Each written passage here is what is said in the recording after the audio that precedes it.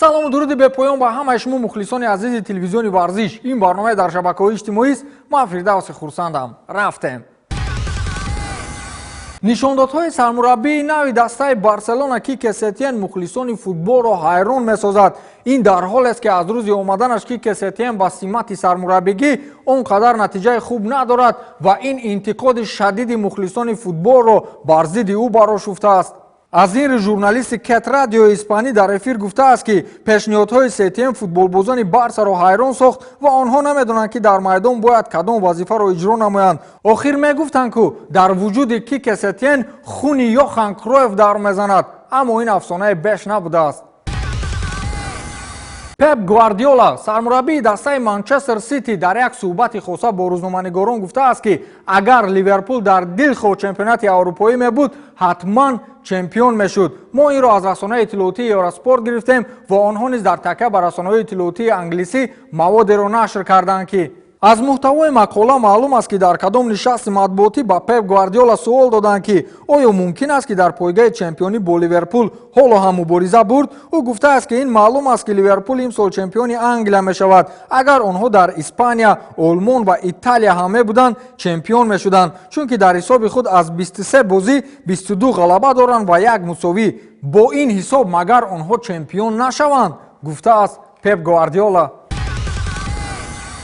Хавьер Мендес, мураббии размгари доғистонӣ Ҳабиб Нурмуҳаммадов, дар мавриди оне ки чӣ гуна шогирди ӯ метавонад Тони Фергюсонро шикаст бидиҳад ҳарф зад. ӯ гуфтааст ки Фергюсон нақша дорад ки 5 раунд бозиро кашол бидиҳад. ҳабиб низ зид нест. фикр намекунам ки дар ин рақобат истод шавад. ман рақобати 5 раунда интизорам. интизори хулосаи доварон мешавам. мо тайёрии худро бар зидди беҳтарин размгари UFC Тони Фергюсон равона кардаем. барои он ки Тониро мағлуб созӣ, бояд ӯро эҳтиром намоӣ. агар мо ин корро накунем, ӯ моро мағлуб месозад, гуфтааст Хавьер Мендес. ёдовар мешавем ки рақобати Ҳабиб Нурмуҳаммадов ва Тони Фергюсон рӯзи 18 апрели соли 2020 баргузор мегардад. дили ман мегӯяд ҳамин Тони Фергюсон Ҳабиб Нурмуҳаммадовро мезанад, вале ба ҳар ҳол интизор шудан дар кор.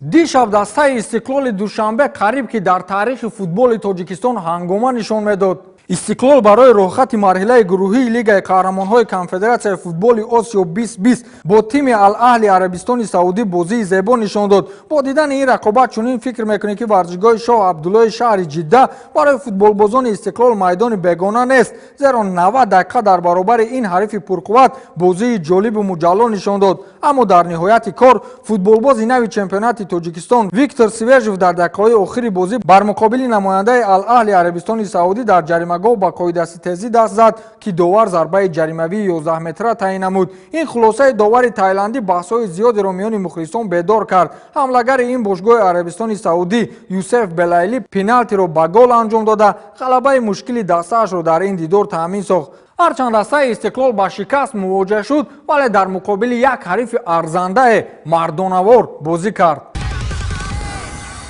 гапи сармураббии маъруф Жозе Мауриньо бар дастааш нагузашт. ҳарчанд ӯ ду пой дар як мӯза мехост ки Кристиан Эриксон дар дастаи Тоттенхем боқӣ монад, вале ба гапи ӯ кор накарданд ва Кристиан Эриксонро аз даст доданд.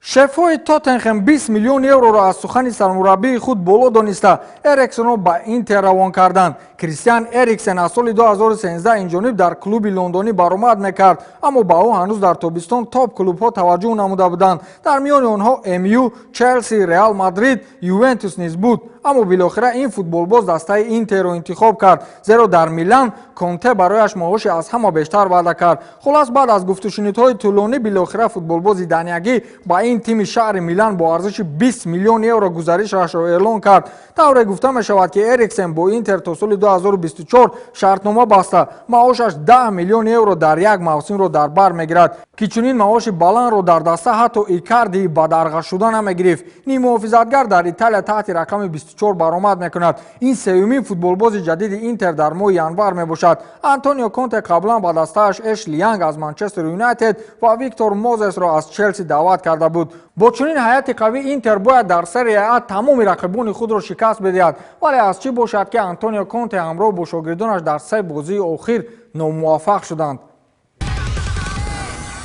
зайниддин зидан сармураббии дастаи реал мадрид дар хусуси сабки дастаи барселона ҳарф зад ки ба назари аксарият ин ҳамчун таҳқир ба суроғаи дастаи каталонӣ равона шуда буд. ӯ дар суҳбат ба рӯзноманигорон гуфтааст ки шубҳа дорам ба оне ки мухлисон ба хотири тамошои 1000 пас ба бернабеу биёянд. ҳама сабки худро дорад. ман дар бернабеу бозӣ кардаам ва медонам ки мухлисон чӣ мехоҳанд. онҳо мехоҳанд ки футболбозон дар майдон худро 100% нишон дода тавонанд, гуфтааст зайниддин зидан. ба ҳамин тамом то барномаи дигар хайр.